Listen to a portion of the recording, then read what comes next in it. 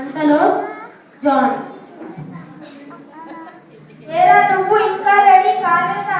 నేను నిన్ను ఏందాకనే రెడీ అవ్వమన్నాను కదా. ఏమైందిరా నీకు ఇవాళ చాలా కొత్తగా ఉన్నావు. ఎప్పుడు లేనిది బైబిల్ చదువుతున్నావు.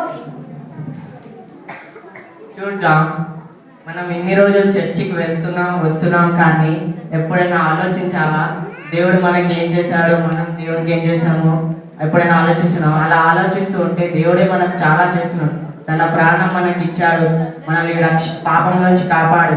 ఇప్పుడైనా ఆలోచించండి, పాప జీవితాన్ని విడిచిపెట్టి దేవుడి యొక్క మార్గంలో నడువు.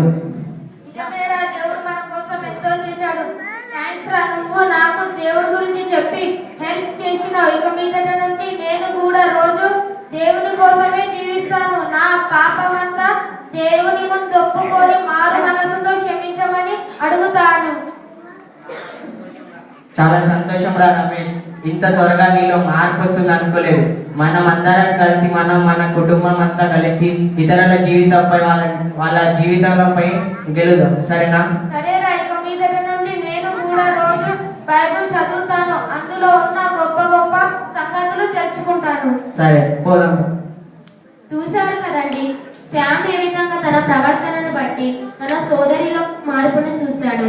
ఇప్పుడు తన స్నేహితుల్లో కలిగిన మార్పును చూద్దాం.